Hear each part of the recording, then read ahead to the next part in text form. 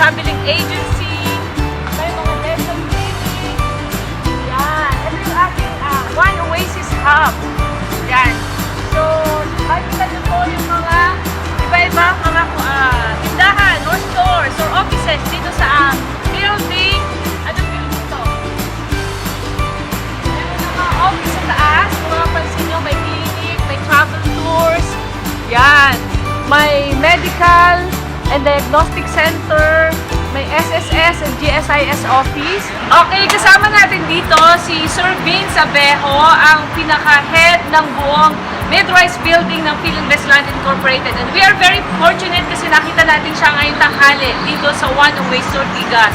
So Sir Vince, what can you say about this project of Philinvest in Ortigas Avenue Extension? Do you think this is a good investment for the overseas Filipinos abroad? Absolutely, Ted. I think it's a wonderful investment. As you can clearly see, it's right across Ortigas, and Ortigas is a bustling commercial and residential area. Specific to buildings L&M natin dito sa Oasis. Ito yung One Oasis. pinaka-commercial.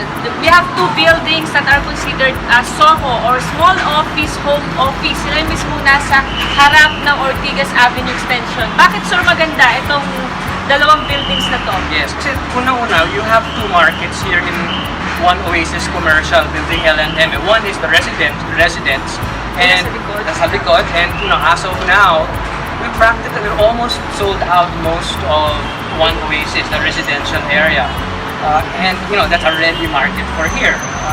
Second, if you go around this area, there's a big subdivision on that side of Ortigas. And then there are call centers coming in, emerging at the corner of Ortigas and C5. And there's a big residential area going naman towards the Cainta area. Right across is a very busy transportation hub. That's where the people go in and out. And that makes it a very ideal commercial spot. Also for people who live rather outside of One Oasis.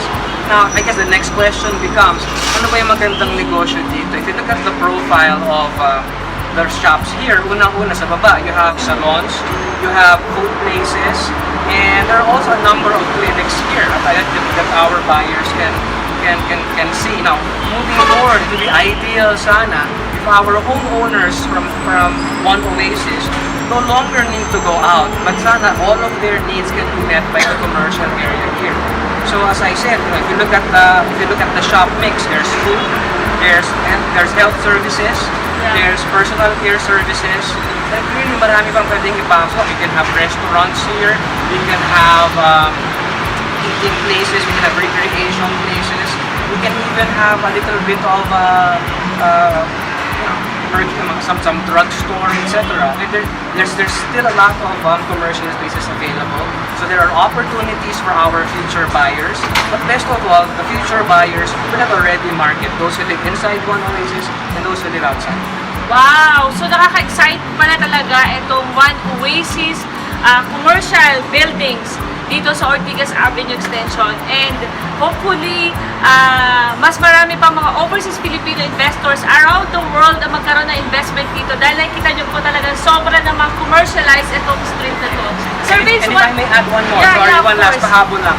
What I also have to say is whoever buys here kasi can enjoy all the wonderful amenities of One Oasis. So we have a swimming pool, we have a lap pool, we have a wading pool for kids, we have wonderful gardens, greeneries, we have a gym, video room, music room.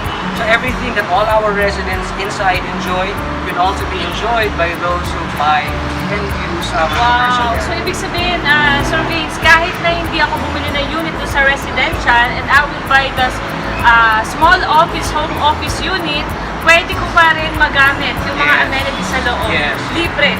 So they have the best of both worlds. Okay. They're able to make money and to make their business boom.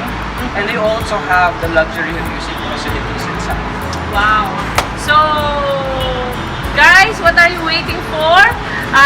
Let's take a look at this One Oasis SOHO in Ortigas Avenue Extension. Come on, tingnan natin. Hello!